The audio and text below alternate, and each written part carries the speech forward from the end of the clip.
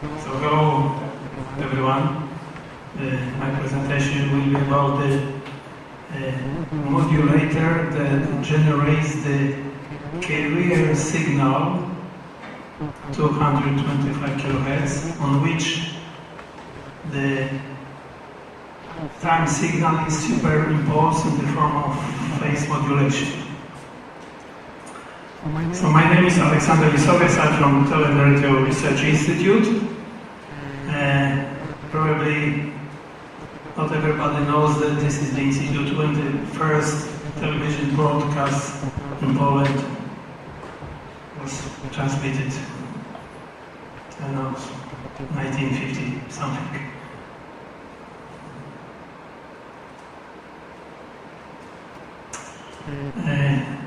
So the presentation will have two parts. First, I will describe the hardware of the modulator, and then my colleague will tell something about the software.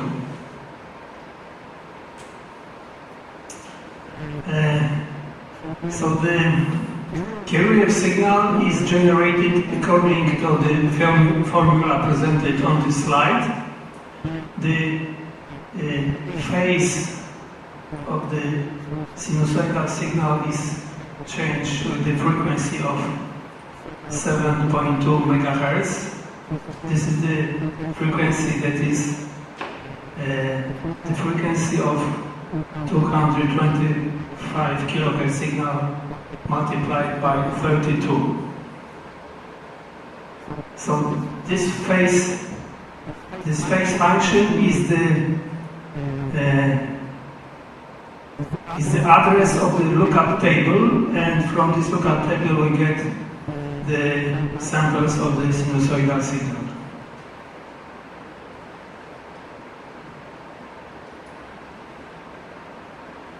So if you want to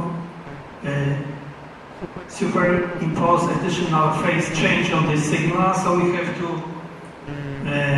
to make some small increments of the phase. And in this example, if we want to introduce a 30 phase change relative to the unmodulated signals, we need 2250 periods of the carrier signal,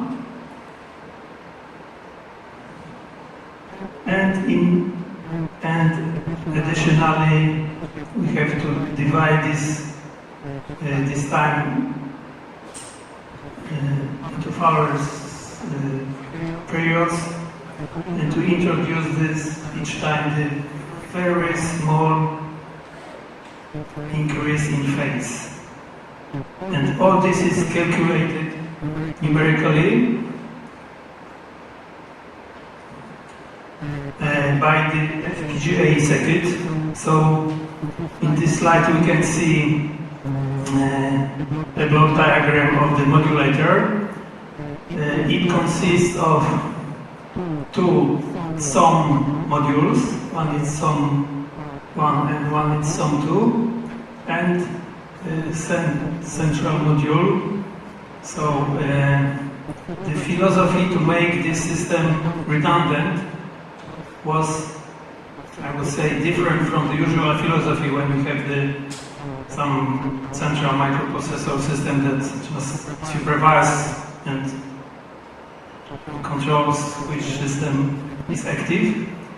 In our solution, these two sum modules work quite independently. They only monitor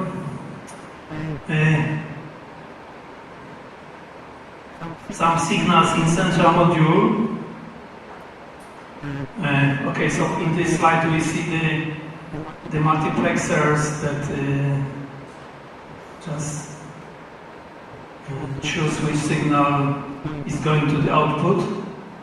These are integrated circuits of very good channel-to-channel isolation. So both some modules monitor the signals in the central module, mainly the level of the output signal from digital analog converters.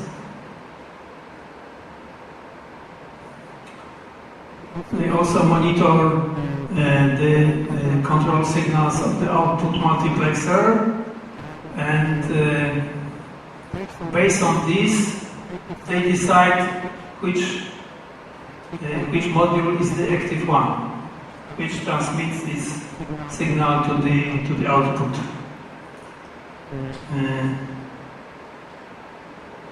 So I think that the main advantage of such solution is that the central module is almost pure combinational circuit. There is no microprocessor there, so there's no problem with central module failure. But of course, some modules monitor very closely what goes on in central module, and based on this, they just switch themselves on or off. So this is the basic idea that ensures that this modulator has some redundancy.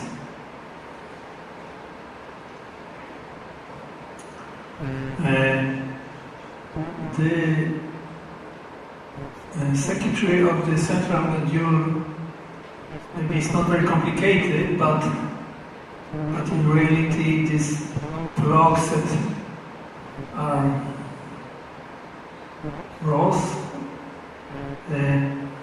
are really quite complex, and to make this development process possible, we used a FPGA circuit.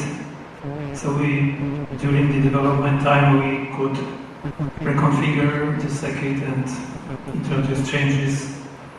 We did it, I don't know, 100 times. Okay, so now I give floor to my colleagues who will tell something about the software.